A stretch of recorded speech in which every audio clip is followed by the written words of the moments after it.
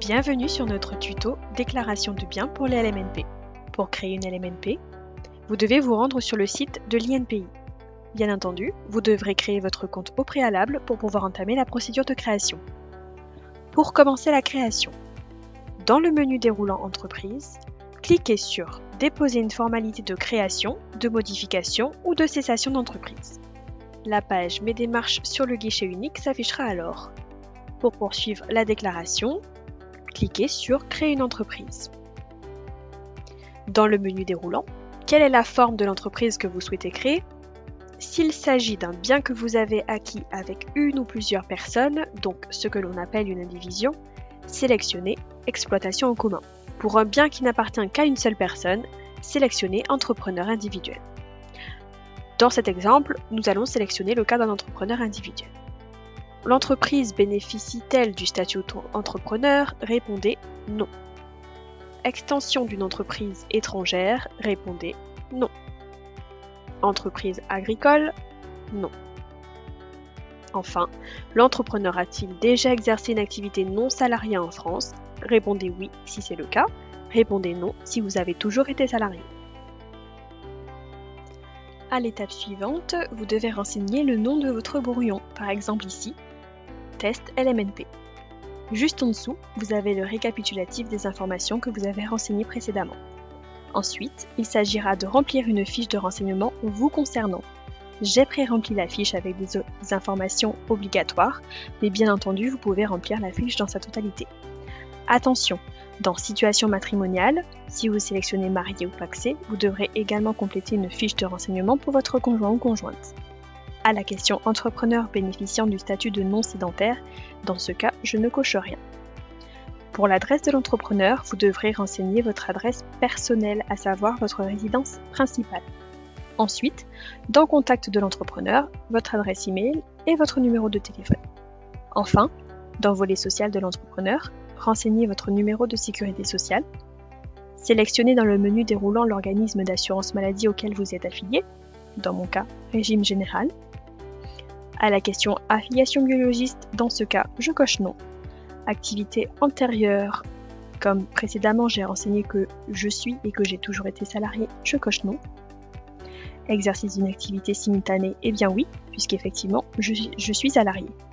Dans le menu déroulant statut de l'exercice de l'activité simultanée, je vais donc venir sélectionner mon activité.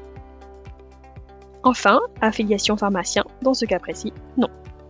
Je peux passer à l'étape suivante. Il s'agit de renseigner les informations de votre LMNP.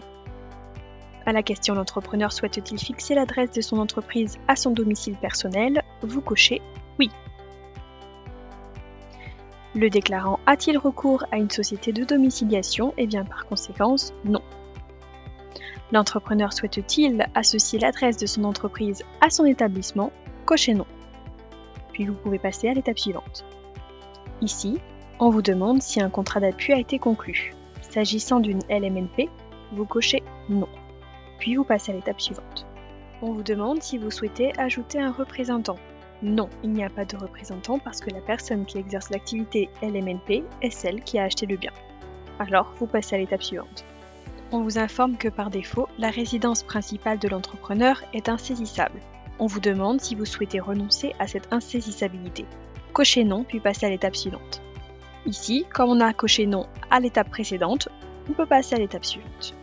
On continue à remplir les informations concernant votre LMNP. Dans la partie description de l'établissement, les informations sont automatiquement remplies en fonction de ce que vous avez déclaré précédemment. Ensuite, il s'agira de renseigner l'adresse du bien que vous allez mettre en location. Attention, l'adresse sélectionnée automatiquement est celle que vous avez renseignée tout à l'heure, à savoir votre adresse personnelle. Faites attention à bien renseigner l'adresse du bien que vous allez mettre en location. Enfin, concernant les salariés, s'agissant d'une LMNP, vous n'êtes pas concerné. Vous cochez donc non et non. Vous pouvez passer à l'étape suivante.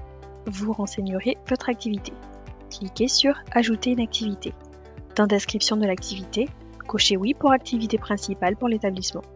Pour la date de début, renseignez la date de mise en location.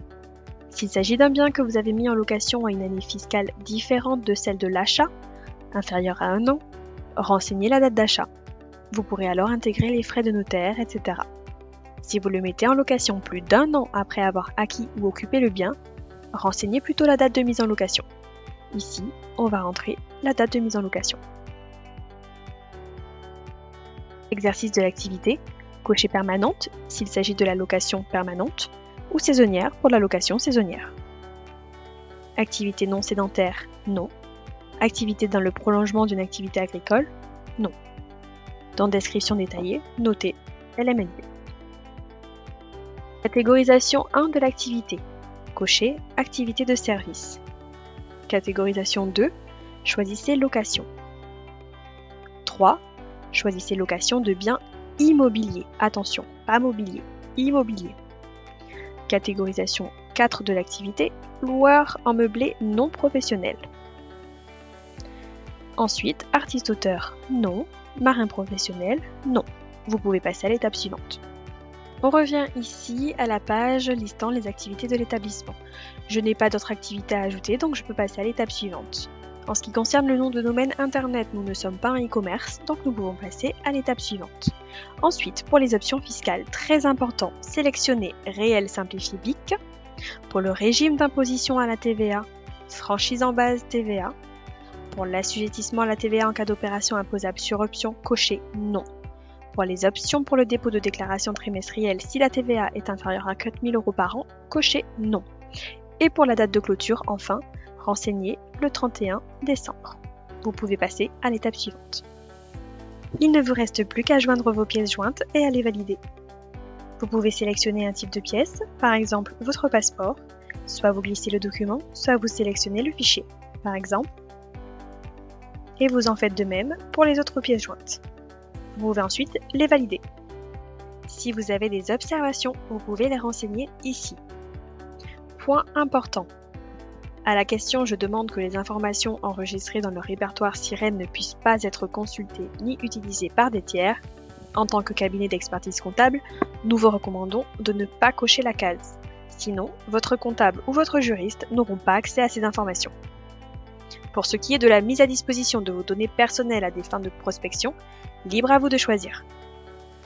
Enfin, dans Adresse correspondance, vous pouvez sélectionner votre adresse personnelle. Les informations sont normalement déjà pré-remplies. Enfin, vous pouvez accéder au récapitulatif de votre demande. La procédure touche à sa fin. Vous accédez ici à un récapitulatif des informations que vous avez saisies. Il ne vous reste plus qu'à valider le dossier. Vous n'aurez aucun frais de greffe pour la création de votre LMNP. C'est gratuit. Une fois que votre dossier sera validé, vous recevrez les documents de synthèse quelques jours plus tard. Bien entendu, les équipes 50 pour moi restent à votre disposition si vous avez des questions. Merci.